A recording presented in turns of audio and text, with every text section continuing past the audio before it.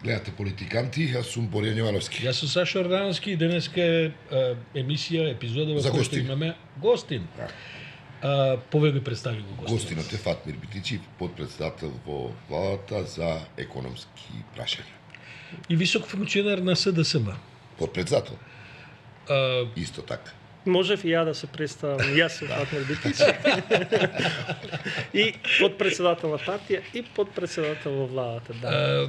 Господин Битичи, преку пат на вас тоа двајца луѓе кои не се експерти за економија и не ни е идејата сега да ве претресуваме за тие сите проценти и движења во бројчани износи и така натаму, а пашка мислам дека од она што одгледувам и редовно кај што гостувате и така натаму, Македонија има добри новинари кои во тој дел од занимавањето со професијата ги следат добро настаните. Иако морам да признам дека зашто и да се разговара, атмосферата е негативна. Понекогаш добивам впечаток што и да направите, ама... Да, веројатно таа старата изрека како сакаме да ја гледаме чашата, дали полупразна или полуполна, секојаш овде највише важи. Денеска имав една многу интересна дискусија со моите колеги. Ја имам една теза дека за жал ние во општеството владе општо, и јас сум дел од општеството, владе еден страф од промена. Што ако биде подобро? Што ако чашата на вистина е полуполна или дури полна? Што ќе се случи? Да, дал ќе претече. Случајно ако претече, што ќе правиме со тоа? И тој страф од промена е веќе станува сериозна кочница за развој. Затоа што мал милион примери, ќе кажам, во кои што во суштина, што и да направите, викаш, па тоа се очекуваше, да се очекуваше, ама го немаше. Еве, денеска ќе излезе податокот. Мислам дека веќе, ако не излезем, зашто веќе сум изгубен и во време, просечна плата 40.000 денари. Голема работа. 22.000 во јули и јуни 2017. 22.000. 18 беше претходно. Дупло и вика, па, добре да ја очекувавме. Да, јас се согласувам, очекувавме. Но што е политиката? Политиката е да ветиш и да исполниш. И ја велам, што сме ветиле ние во 2020? Еве, јас, бидејќи сум во ресорот економија, ја правевме програмата во СДСМ и ветивме 30.000 просечна плата. Сме стигнале 40 и викат, па, што е тоа? Добре, ама кога ветувавте немаше инфлација и кога ветувавте немаше... Ама е 34% над ветеното. Колку е инфлацијата кумулативна? 24%. Значи, сме надминале 10% над очекувањето. Во психологијата и социологијата тоа се вика страф од менување на социјалниот статус. И луѓето се конзервативни не само кај нас, секдека. Значи ти им викаш ќе подобро. Не, ја ова што го имам да го зачувам, оти може да биде и полош. Добро, се е убаво ова, ќе го објасниме и социолошки, и психолошки, и вашите цифри. Сепак, зошто не успевате да пробиете барем во овие, дали гледате, мислам и во новија оправдување дека луѓето се така, малце разочарани и така натаму, или има и политички причини зошто многу луѓето во крајна линија не сакаат да веруваат ни на оптимистички. На терен, например, кога излегувате, кој ви е фидбекот? Значи, многу интересно. Мислам дека сме крајно позиционирани во партиските ровови, како општество и мноштвото. Како и да е, сакаш да представиш одредена ситуација, он вика не, тоа не е возможно од вас. Ова сега од позиција на подпредседател на партија. Да, затоа што партија. Да, затоа што кога јас ќе отидам на терен и велам добро, што е тоа што еве со моите членови од мојата партија, викам што е тоа што не сте задоволни. И почнуваме да зборуваме животен стандард, економија, електрична енергија, ова, и почнуваме да ги објаснуваме кај сме биле, што било предизвикот, што сме направиле. И викаат, па знаеш дека ова има логика, дека ова што го зборите вистина е така, ама ние не го препознаваме. И овде има неколку сегменти. Мислам дека еден сегмент е реално дали има доволен простор за да се ова се артикулира наспроти другата страна и мислам дека овде е тема која што други ресорни министри други треба зборови, да покажат. другата страна е подобра во комуницирање на своите пораки. Да, затоа што сметам дека се уште причинско-последичните релации кои што ги има од претходната власт постојат. Знаете како, господин Битичи, просечната плата крената над проектираното и така натаму. Се случуваат и други работи кои се сосема окей.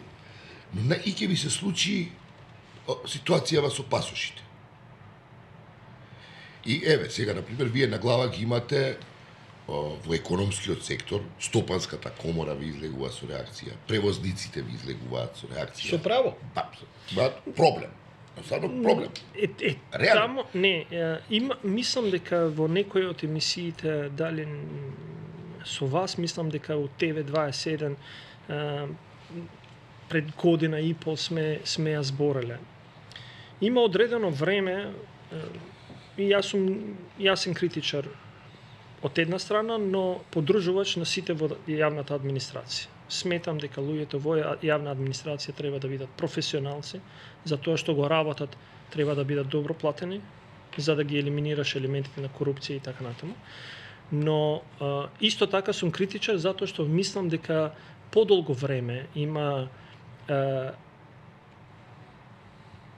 начин на обструирање на се што е возможно да се обструира од политички влијание на одредени структури во државата, можеби и надвор од државата. И ја овде, например, се зачудив.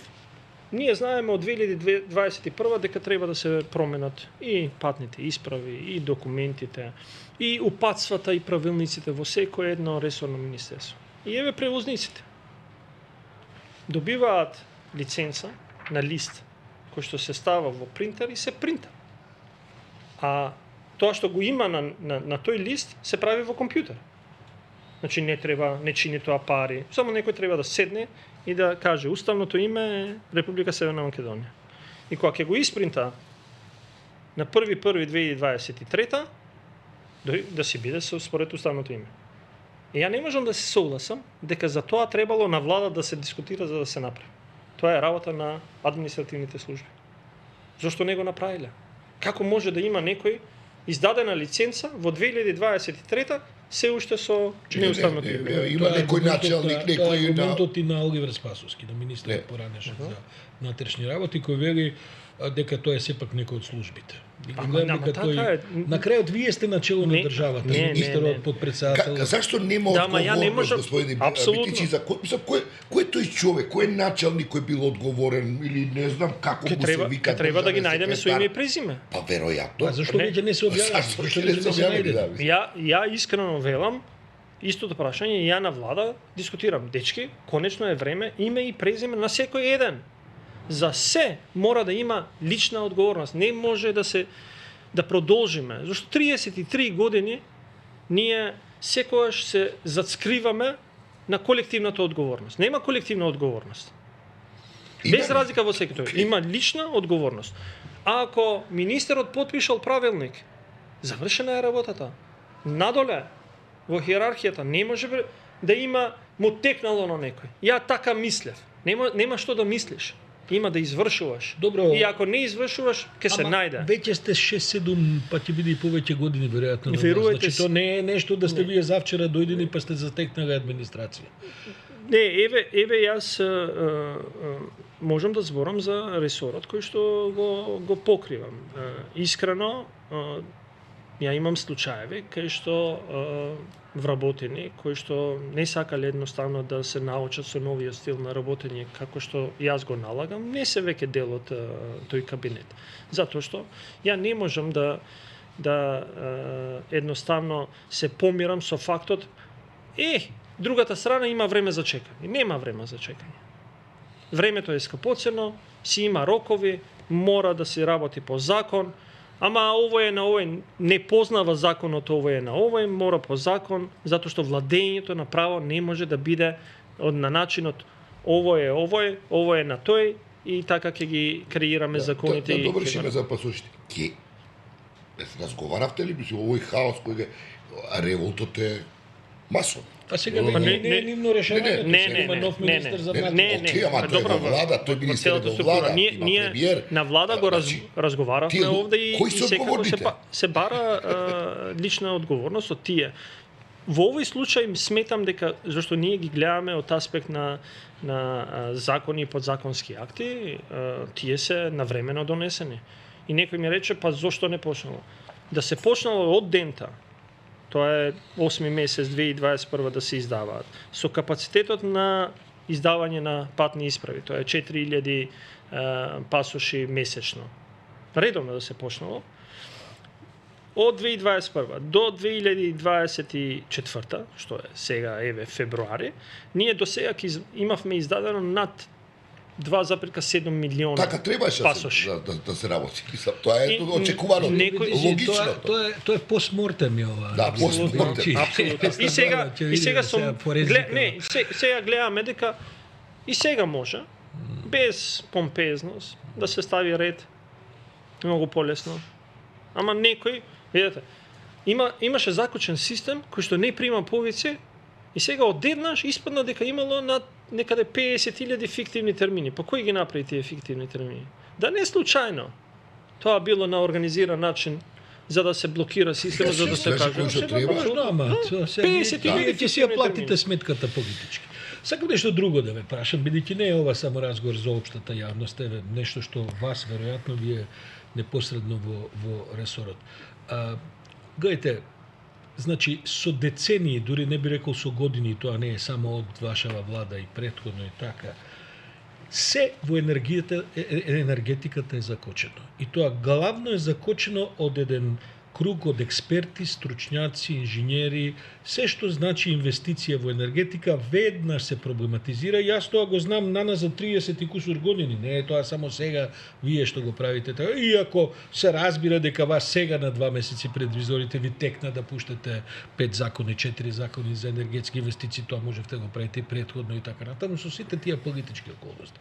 Зошто стручната јавност не успевате да придобиете? Оти јасно ми е дека ќе дидете на нива, има логика ова што го говорите, кој им објаснуваат сметките за струја дека е сепак добра ситуацијата со сметките. Ама како не успевате стручнава јавност да ја убедите дека за грчкиот инвеститор не сте заради корупција заинтересирани, туку заради како со нив не успевате со години никакви да кажем да ја подобрите. Веројатно и други влади пред нас не успеале.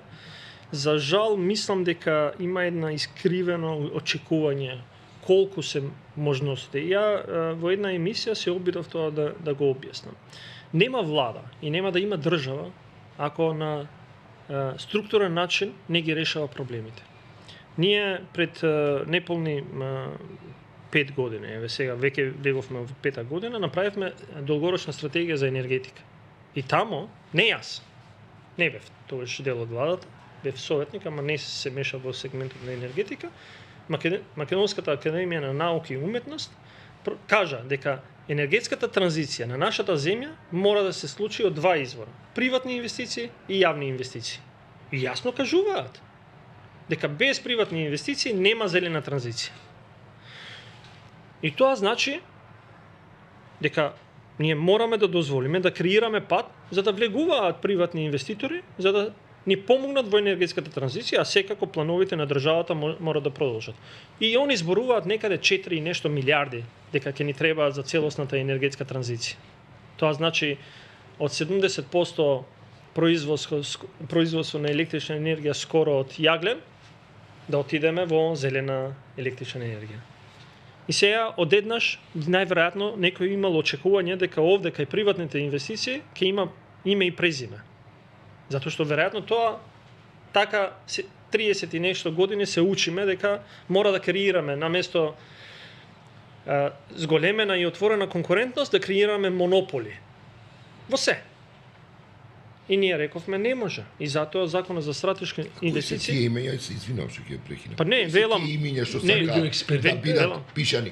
Не, предпоставувам дека мисли на бизнисмените кои во соработка со некој веројатно очекувал се позиционира да пише име и презиме. Јас им кажав јавно пак сега го кажувам, ја не сум заинтересиран за енергетика. Но мене ми е грижа дали ќе имам зелена енергија, која што е помалку штетна, дали моите деца ќе дишат чист воздух и секако плаќаат помалку. Тоа е битно. Ве разбирам јас. Сега. Гледайте, енергетското лоби во самата влада исто така има име и презиме, исто така е познато. Сега? Па ако не сега до пред месец дена. А мислам и сега истото е, иако можеби не се баш на функции. Не. Така. Верувајте, во мојот кабинет не може да дојдат. За Да, жал. ма не знам дали во вашиот кабинет се носат тие одлуки. Па се нош затоа што јас сите овие предлози, јас сум повереник кој што треба да ги брани овие предлози и Комисијата за стратешки инвестиции во кој што се разговара најголемите енергетски проекти беа водени координирани од моја страна. И никој не тропна затоа што имаше отворен повик, на отворен повик се појавуваа компании, ние ги гледаме кои се компаниите, кредибилни, со одредени референции, им викаме, окей, влегувајте, немаме ништо да речеме последниот случај со Митили Неос и така натаму. Ништо. Прво, експертите викаат нема да биде 270 милиони, него реалната инвестиција таму е бар за 100 милиони И зашто им даваме пари? Зашто им даваме пари? Второ, ќе ни зимаат пари, а струјата не мора ни да ја откупуваат. Како не мора? Како не мора? Ние имаме недостаток од 30% од електричната енергија во нашата држава. Ја увезуваме во овој момент. Имаме недостаток, едноставно. Се користат, пластично кажано, се користат 7000 гигавати годишно, да не зборам. 100 единици се користат, 70 се од домашно производство. Ама тоа не е овој оној. Ви имате проблем да речеме со инженерската комора. Не, ама Значи сега тоа не се луѓе, јас може да ги разбирам тие проблеми. Тие ги разбираат и велат не, вие сакате корупција да правите. Не се инженерската комора. Тоа е таму има дали патриотски аргументи, да грците ќе ни земеле, не знам што, или бугарите или не знам што. Сите ни зимаат, само ништо не зимаат. Но ја на еден од инженерите. Бизнис лоби кое влијае врз таа јавност? Па има сигурно. Па не, ја не можам да го кажам од оваа позиција дали има бизнис лоби, мислам дека они сами треба да си кажат. И јас знам дека ова е добро за државата. Ја поставувам јавно прашање. Зошто никој во нашата држава не сака да дојде да инвестира во електрични полночи за возила? Се прашале некојаш? Зошто немаме полночи ние во Скопје? Зошто немаме? Вие дојдовте Па затоа што пазарот на електрични возила не е така. Не е така. Туку? Има една логика. А тоа е со сите кои што имам разговарано, вика како бе да ставиме електрични полночи кога струјата што луѓето ќе ја користат е од јаглен, од фосилни горива. Која е таа логика да електрифицираме за да штетиме од другата страна? Електрификацијата се прави за да им го подобри животот на луѓето. И нит Hyundai, нит Siemens, никој не сака тоа да го прави, затоа што вика вашата енергија не е здрава, не е зелена. Ме сваќате ли дека има причинско последично?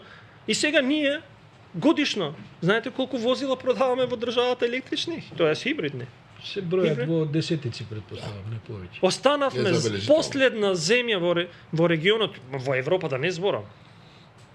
И затоа ние викаме дека оваа промена мора да се направи. Ова е трансформативна промена. Додека некој не регистрира фирма за увоз на електрични возила, не има врски до овој кабинет, до следниот кабинет. Има. Па потоа ќе лобира да се донесе закон. Ова се политики на долг рок, стратешки. Не, и краткорочни се. Мислам добро, сепак, и краткорочни, но целта е да се сосема се премине на зелена енергија, нели?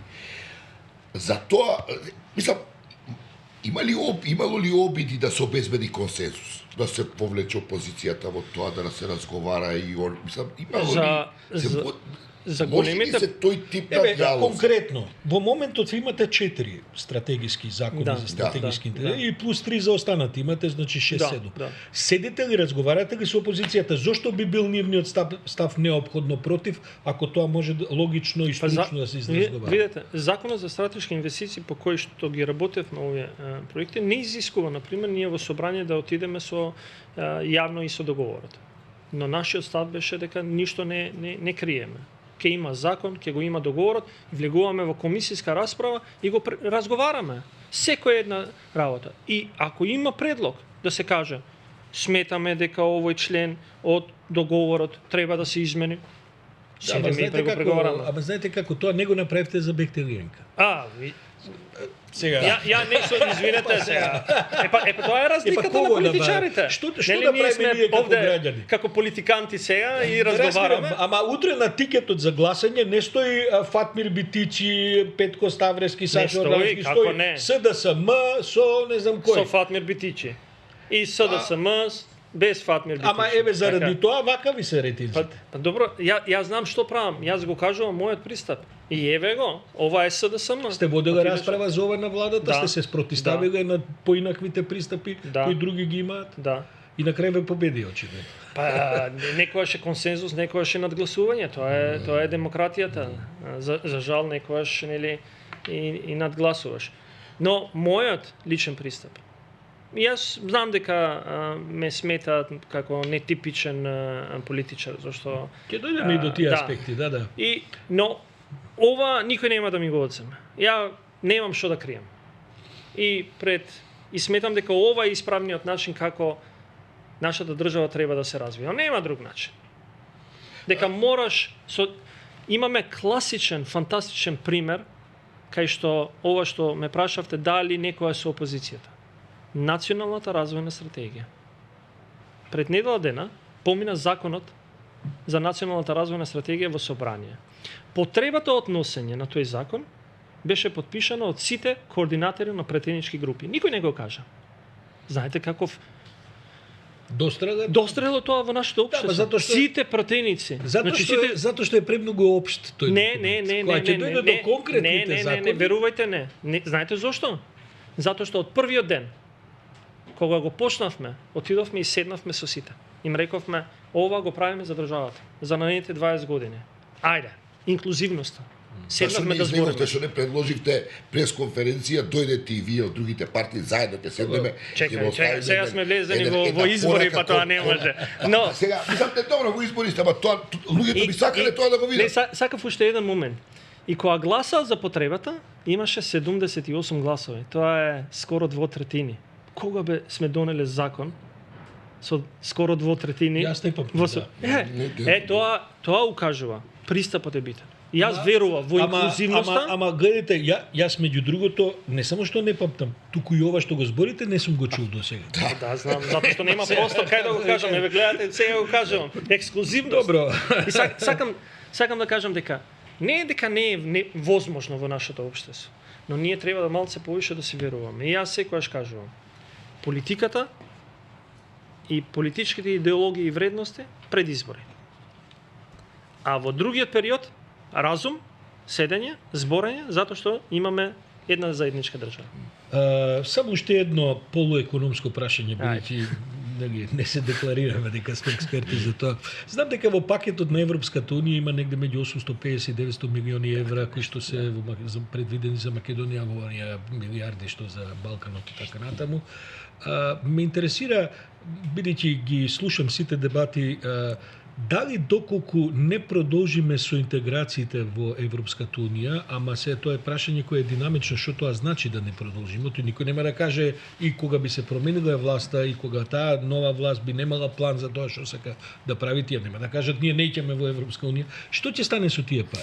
Дали се тие врзани за некаква условеност за напредување кон... Имаме план за реформи. 874 милиони надвор од ИПА средства. Да, зашто конкретно? Има план за реформи.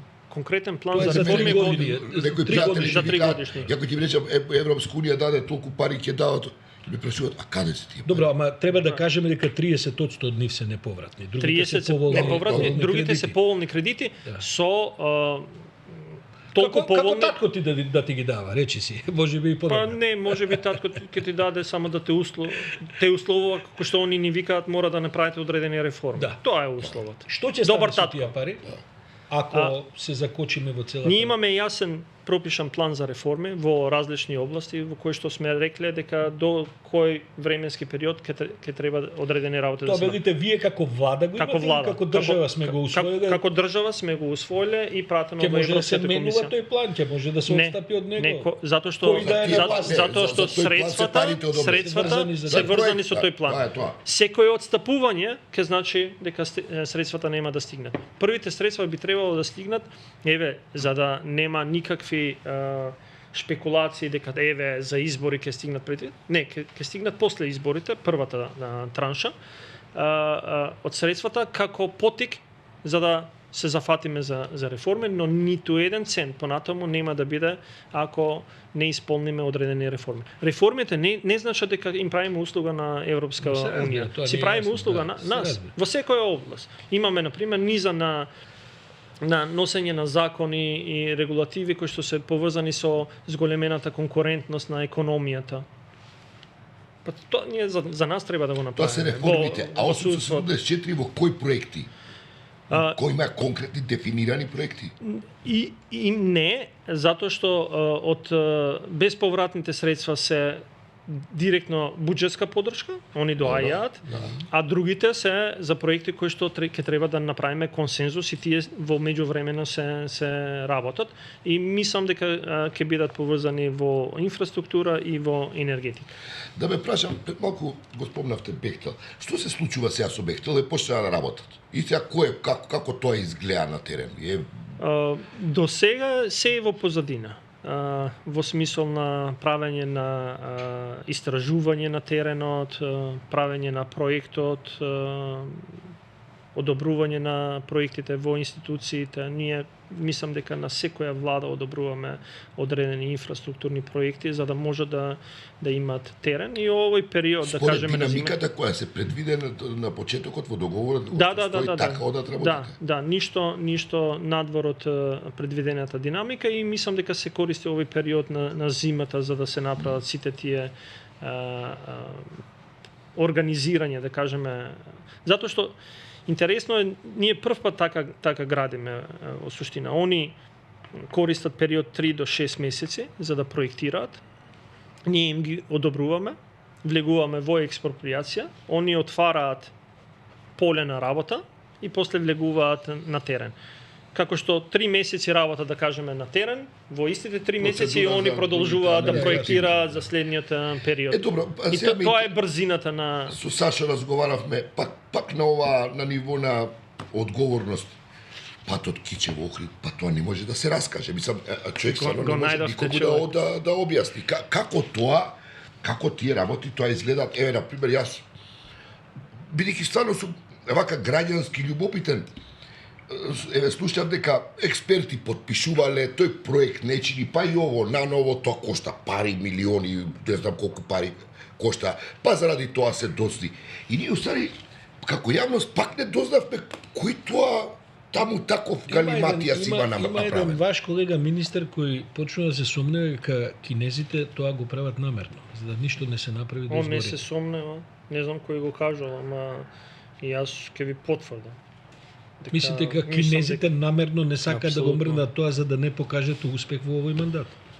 Прво, не за да не се покаже успех во овој мандат, затоа што они сакаат да бидат присутни во земјата. Ве условуваат со нешто друго? Не. Ве се закануваат со арбитражи, што е проблем? Тоа е единствениот пример во кој што има две спротивставени работи. Ама ќе дојам до зошто е чудно целото нивно. Овде имаме кинеска компанија која што работи на терен со кинески пари. Истата кинеска компанија работи на друг терен со европски пари.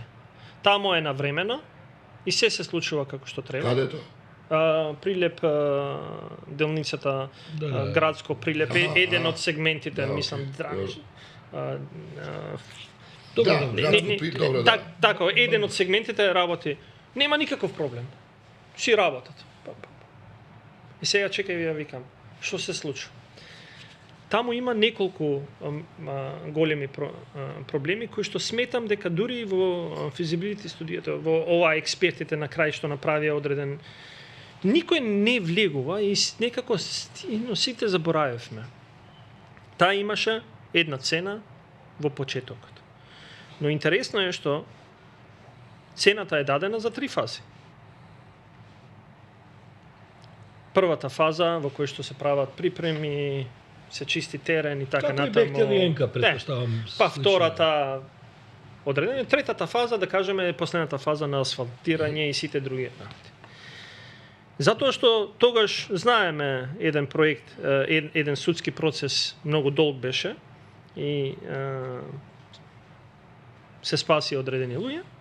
Имаше тамо во бомбите разговори за колку малку ли е, многу ли е. Да не биде многу. Да не биде многу. Тоа да не биде многу е земено од оваа прва фаза.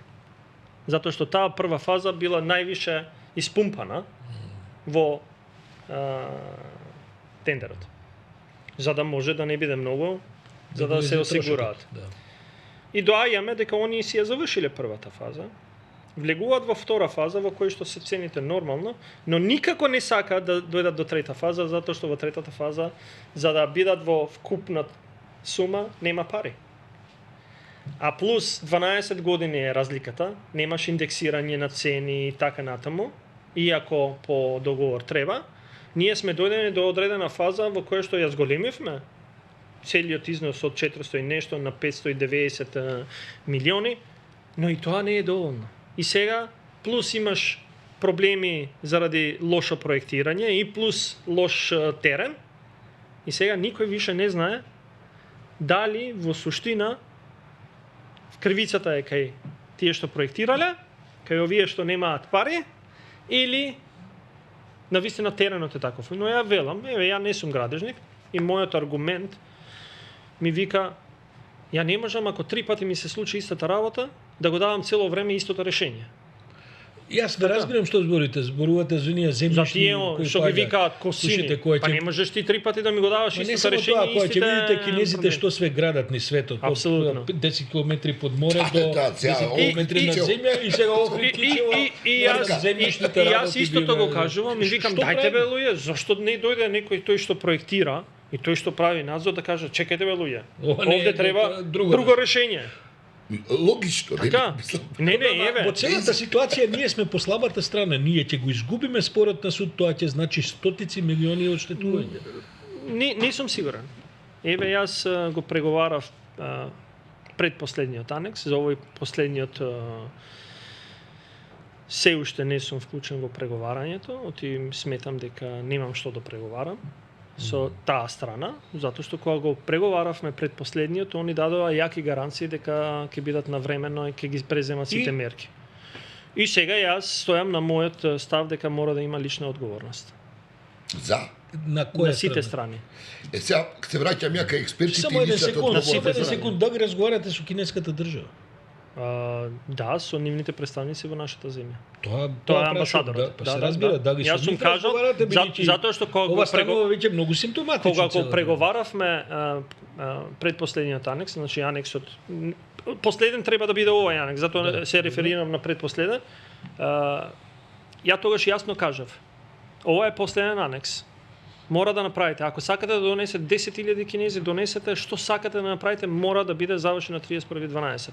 Они дадоа рака и рекоа да, го подпишуваме договорот, се ќе биде направено на 31.12. Гледавме на терен како беше. Јас отидов неколку пати. Се аберниме до тоа тој да заврши до 31.12. Не, поминавме, сега сме во февруари, нели?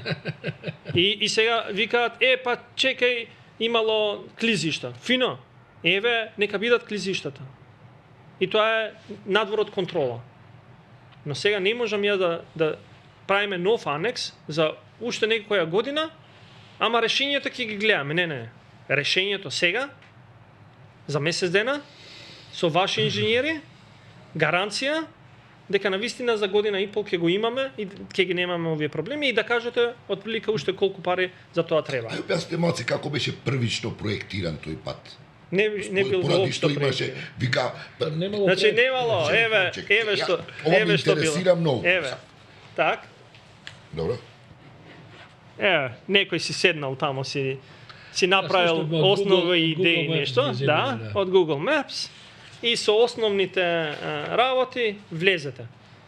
Ја сум вице-премиер од 1 септември 2020. Ние во 2022 година, ако не, извинете, у март 2023, имавме 90% од проектите, инфраструктурните проекти одобрени. Значи, замислете, после скоро 10 години, се уште се правеле инфраструктурните проекти и не биле одобрени. Зошто? Затоа што немало ништо.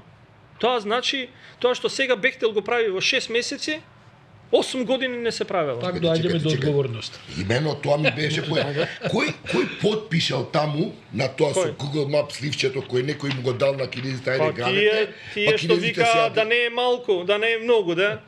Не, кој подпишал? Ама за нив го поминавте законот за корекција на кривично. Па вие не го поминавте, ама вие сега седите овде како представник и на партија и на власт, не сте вие ДО, без како да кажам, не сте вие лично само.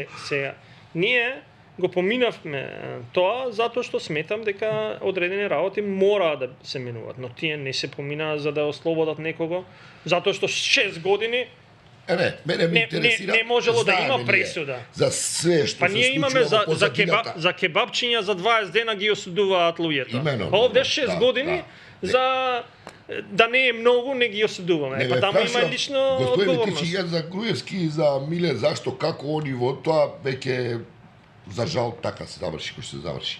Кажете ми, кои се имали експерти, инженери кои ги подпишувале ти, кој го правел тој проект? Чие? Тој некој земал хонорар. Мислам дека е во ресорно министерство, има таму одредени и дури затоа сега има одреден страф во тоа министерство, никој ништо не сака да подпише. Еве толку години помина. Тоа беше еден од главните аргументи на кинезите зошто се одлага, зошто се оди споро и така натаму. Како се викаат тие неколку, 1, 2, 5, колку се? Како се викаат тие луѓе? Што работат? Има една институција, а тоа е основно јавно обвинителство, кој што треба да излезе со имење и презимење. Ама тоа не амнестира владата и политичката власт. Не, ама не може. Не можам ја да излезам и да кажам име и презиме на некого затоа што ќе го направиме истото што некој го правеше претходно. А тоа се независни власти. Ние мораме да сватиме дека извршна власт е извршна власт, судска власт е ако е тоа така како што го говорите, а така ветуваше и Заев дека ќе биде и така натаму, зошто сега избравте обвинител кој не е на предлог на опозицијата? Зошто да речеме пред 5 години не избравте обвинител кој што ќе биде на предлог на опозицијата? Туку секогаш инструирате да имате ваши политички, како да кажем, инструирани, под влијание, се ајде да влегувам во... Искрено, не сакам да преюдицирам дека изборот на обвинителот сега... Ја не го не знам човекот, гледам како се бира. Искрено, не... Како да ви кажам? Јас не го знам. Не говорам ја за овој обвинител за претходниот, секогаш истото. Ја само треба, ја би сакал искрено, бидејќи избран на начин како што е избран, да му се даде шанса. Имаше одредени критики, секој. Веројатно ова е разликата на како ги гледаме работите. Ако обвинителот не може да одговори соодветно на позицијата, он прво треба, затоа што е на највисоко можно ниво во нешто што е на со најниска доверба, би требало да биде доблесен, да каже: дечки, благодарам, ја не сум за овде, си идам.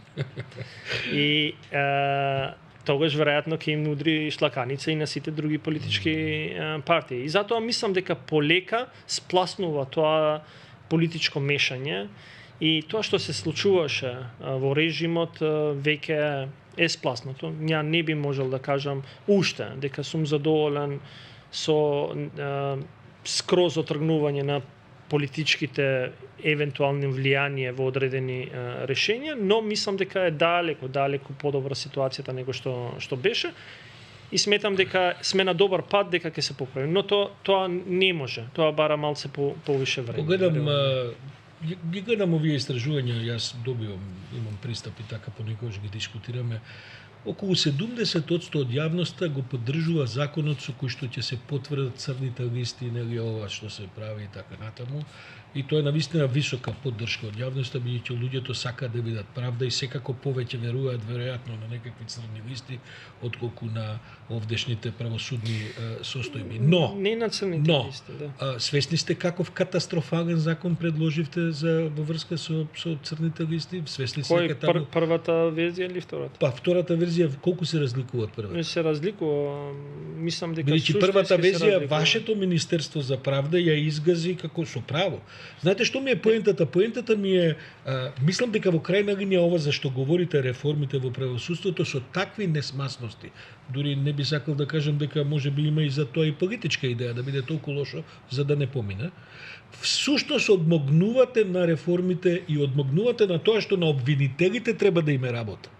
Зошто треба обвинителите да чекаат црна листа од Британија или од Соединетите Американски држави да ви влезат вам во фирмата и да ве претресат од горе до долу? И јас се прашувам зошто треба. Но тоа не се случува. Исто ќе ова Тоа се не ќе се промени. случува, така. Мислите Како ќе дека Затоа што промени? нешто ќе Мислам дека промени? ќе промени. Како? Мислам дека ќе На промени. кој начин? Што ти американците ставија на црна, Не, секој не, работи. не. Ја мислам дека прво Бијќи тие црни Јас- листи имаат смисла кога е јас не тероризам се- во прашање. Не, не. Ама кога е економски криминал, зашто некои од тие имиња таму де факто се заради тоа, заради корупција. Значи јас не верувам дека би се осуделе State Department или Department of Treasury, што е Министерство за финансии, дека ќе стави било кого во листа ако нема доволно докази за тоа. Добро. И сега ние што правиме од тука? И сега се овозможува да таа работа истражувачка која што ја оние направиле, да обвинителите ја добијат кај нас и обвинителството си постапи според закон, има можност, го однесе предметот во суд и суд да даде мерка која понатаму ќе има други импликации како што е Добро, во законот ако е пропишано. политичка одлука, Па не може да бидејќи биде во- политичка одлука, Има сега. еднак на председателот на државата на Соединетите Американски држави кој вика оние кои го подриваат Преспанскиот и Охридскиот договор може да се најдат на црна листа. Они добро, ама- против се тој договор, Има политички се против, работат, но се подразбира дека работата демократија А си што работите значи против. не, што значи подривање? После тоа Подривање на безбедноста во Па не, Ако е не. подривање на демократските процеси, ако стои е во актот апсење на Преспанскиот и неистомислени, Охридскиот договор. не, ама ако одеднаш имате власт или луѓе кои што Борјан мисли на ги некои апс- кои не се во власта, тука на Добро, некои кои што и се обратно. воопшто на Во власт. Па еве ќе политичката сцена. почнат, не знам, не дај Боже, да ги тепаат по улици луѓето кои што се неистомисленици и така натаму, има на различни начини ќе овозможат странски влијанија за да ги спречат одредените промени и така натаму. Сметам дека е сосема легитимно. Добро. Да ве прашам, како се чувствувате како албанец во СДСМ? Како Бидејќи по истражувањата на јавното мислење во СДСМ постои еден голем капацитет на национализам, не би рекол исто како во ВМРО, бидејќи ВМРО бар се декларирани националисти и нив етничкото име, они практично од историјата прават идеологија и се пошто историјата е секогаш национална. Како се чувствувате во СДСМ? Веројатно интересно прашање кое што ако ми го постават на друга страна, како сум се чувствувал како албанец кој што е роден во Тафталиџе 75-та година и сум бил еден од единствените албанци во Тафталиџе. Лесно било, а? Јас знам Веројатно тешко. Многу овај околности, ама вас ве прашувам бидејќи Јас сум навикнат да се борам во животот и да докажам дека мојата етничка определба не па не е ни определба, туку е Да. тоа нешто што сте потекло, роден. да. Потекло. Да. Што сум роден како таков, нема да биде во мојот живот пречка за да докажам дека ме бива за нешто. И да ме прифатат луѓето како човек кој што се вика во овој момент Фатмир. Ај кажете малку. И затоа, ако памтите еднаш во собрание на на една од пратеничките и реагира, викам како ме читате, дали ме читате како Фатмир или Сречко. Да, имаше тоа. Да. И тоа го направи затоа што она кажа дека не и пречи да чита документ на албански.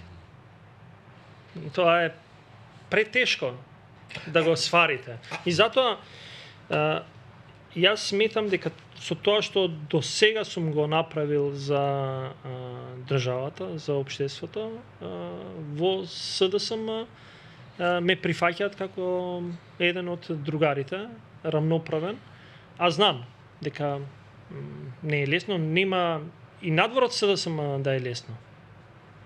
Затоа што веројатно во општеството не сме навикнати да имаме другари и пријатели кои што едноставно можат слободно да кажат дека ја чувствуваат оваа држава како своја татковина, дека ќе работат за подобра татковина, дека треба да се на тој пример треба да се угледаат децата. Ја од тоа не се сремам. Не, носам знаме на државата која што се вика Република Северна Македонија, оно е нашето знаме. Јас сум јавен функционер. Ја избран сум во собрание со уставот на Република Северна Македонија. И ова е срам да не го носат секој.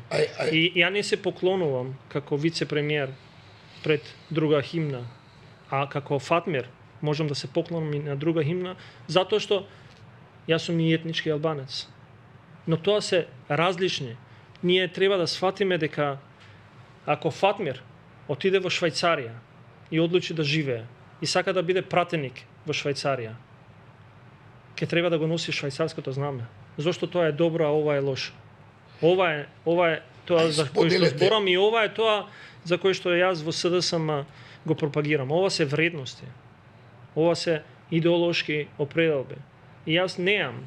Ќе видите, има вечерва, мислам дека исто излегува една емисија во една телевизија, тоа е на YouTube, која што веројатно луѓето ќе се зачудат затоа што е полна, тоест повише опозиционерски настроено, и таму добив прашање и ми рекоа: благодарам што одлучивте да дојдете во оваа телевизија затоа што не доаѓаат луѓе од СДСМ кај нас. Ја реков: а зошто? Па вика: затоа што нашите гледачи не се ваши гледачи. Не, реков: извинете, овде е грешката. За мене нема наши и ваши, за мене има мои.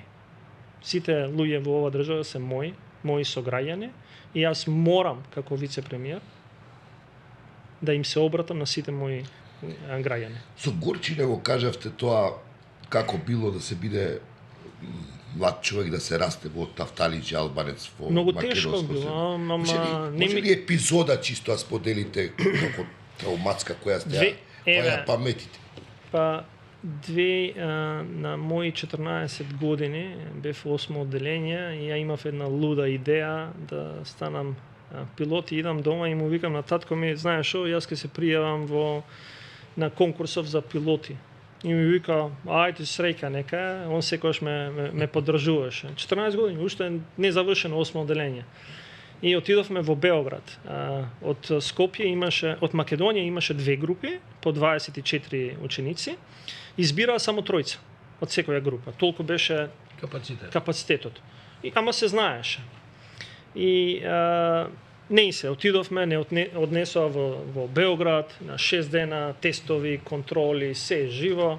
И првиот ден го поминувам, пола група се враќа, јас идам во втор ден, трет ден, четврт ден, пети ден и стигнувам на крај. И на крај стигнувам, идам да се тестирам, памтам еден старишина беше, не знам каков чин имал, и ми зборува на српски од тоа време, и јас му одговарам и он ми вика, но бидејќи не го гледа презимето, а он го има сгрешено, беше напишано Битич, без ито на крај,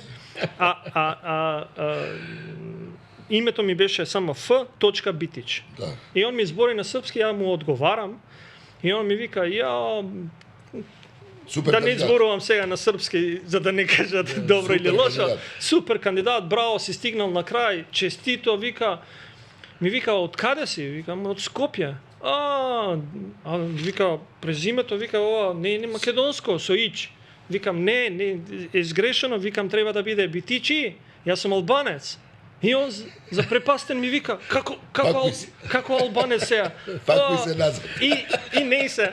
Испадна, иако стигнав до крај, попладне ми објавија дека не сум примен, иако бев меѓу четирите, тројца други беа примени, јас бев единствен и беше толку големо разочарување, па кога се вратив, имавме пријатели, татко ми, македонци, срби и така натаму, и еден му вика, види, јас имам познати во Београд, ке прашаме, и му вика на 14 години, и ја требаше тоа да го сварам, да го прифатам.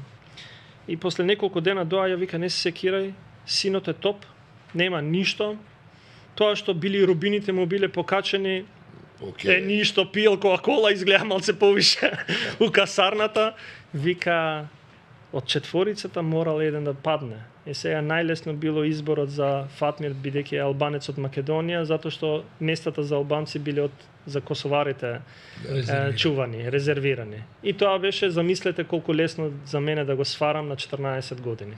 Но тоа ме направи похрабар, појак, за да го продолжам патот и еве, среќата ме донела овде кај што сум. Да се вратиме на политиката, бидејќи ова одлична приказна за ова се што сега се случува.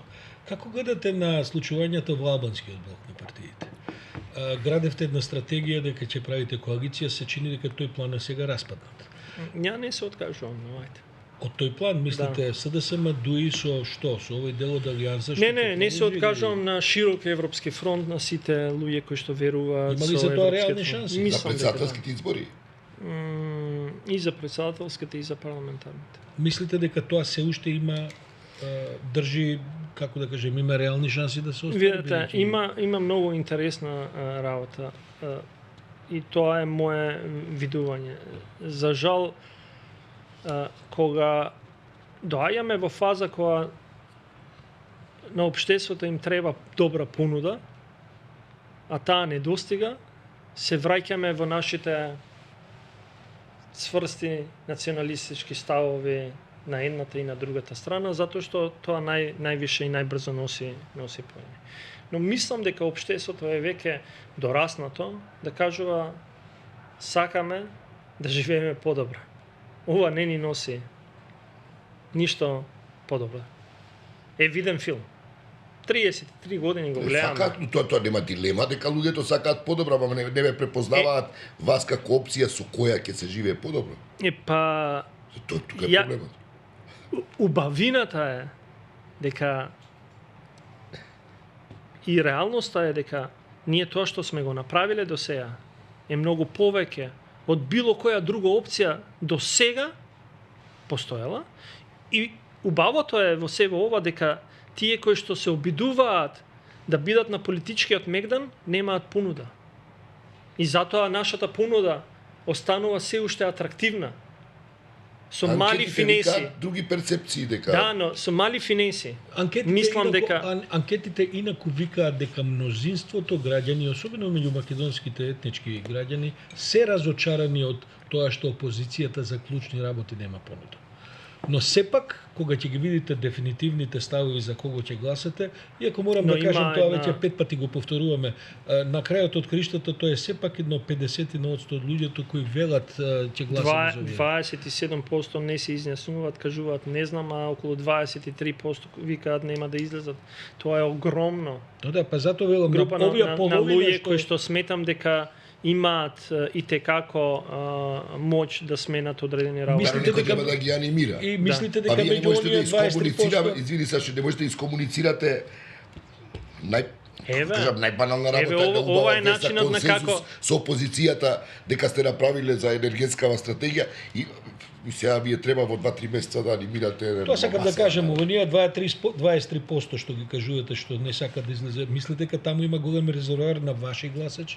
Во тие 27% кои што не кажуваат и овие што велат не сакам да излезам на избори, мислите дека таму има ваши гласачи поголем број? Таму има гласачи кои што си ја сакаат државата исто како што јас си ја сакам, но кои што се разочарани од начинот на кој одредени работи ги имаме направено и информирано, но на крај сметам дека ќе се одлучат да ни дадат шанса затоа што на другата страна нема понуда. Тоа е разликата. Јас знам, јас сум свесен дека не е се идеално, дека има грешки во чекоре. Но како велат, човек што работи греши. Мислам, тоа е како да ми кажам, Не е крај, пенал кој верувајте. Мицковски не можеше да си го Не. замисли ако му се даеше амбира. Но замислете да имате став дека не признавате уставно име и денеска да отидете да резервирате термин како што лидерот на таа опозицијска партија го прави. Ма дај, за што зборуваме? За каков став? За каква понуда? Па нели ќе го менувавме уставното име? Нели ќе го менувавме през Панскиот договор? Нели ќе ја менуваме рамката преговарачка? Нели ќе менуваме се? Како испадна сега да бидеме, да иде он, да го фати местото на друг граѓанин? Не, ако не сакам да го држам ова знаме овде, нема да отидам да чекам ред. Тоа е понудата. За тоа сме политичари. И сега имате на една страна човек кој што си ја сака татковината, државата, нужно било во тој момент, болело. И знам дека како е за секој етнички македонец да го проголта тоа, да го смени уставното име. Нешто што е најсвето за него. Не убаво. Но било нужно. Затоа што нашите деца за 10 години ќе кажат благодарам за тоа што го направивте. Тоа е голем ишчекор. И сега ти имаш политичар од другата страна кој што замајува и кажува ја уставно име иде на работа и му пишува во решењето за работа Република Северна Македонија, он зима плата од тоа. И тоа не е лошо. Да ве вратам, Иде и вика сега ќе земам пасош зашто немам ни друг избор. Како немаш друг избор? Не, немаш, го фрлаш пасошот. Викаш нема бе, ќе останам тука додека дојам на власт за да го сменам. Добро, дека тоа го прифаќаат како реалност. Како?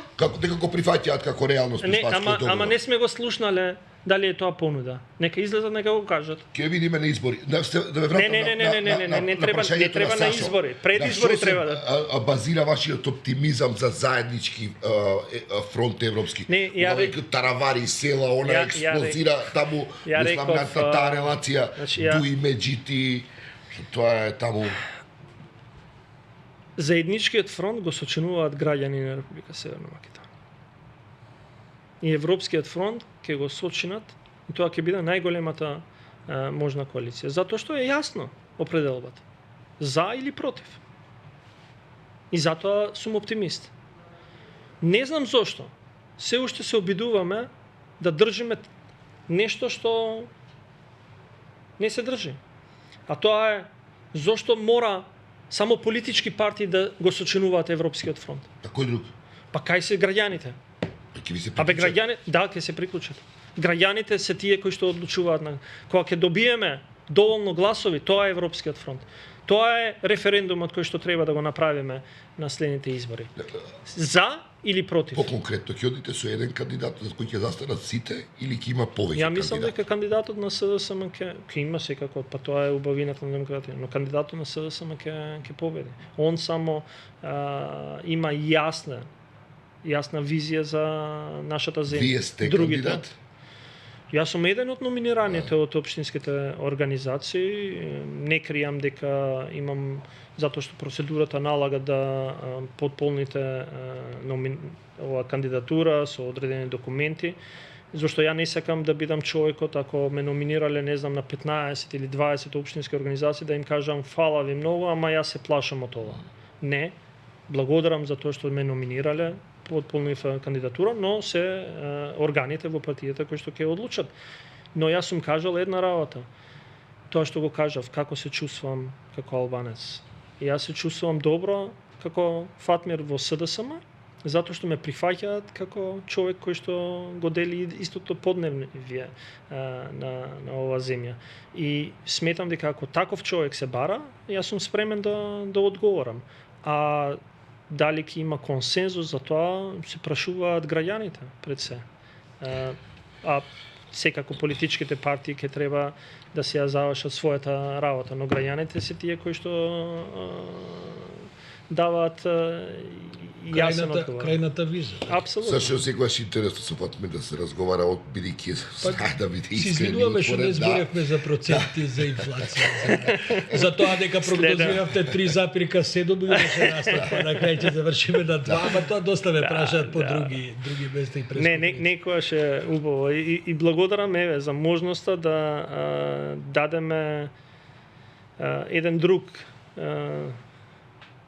друго гледање на одредени политички работи, дури и за економијата, и за жал можеби го немаме тој се уште медиумски простор кој што би требало, но сметам дека патот што ние сме го трасирале е правиот пат за ова држава, и ако не ние, нашите деца ќе знаат тоа да го ценат. Ви благодариме. Благодарам и вам.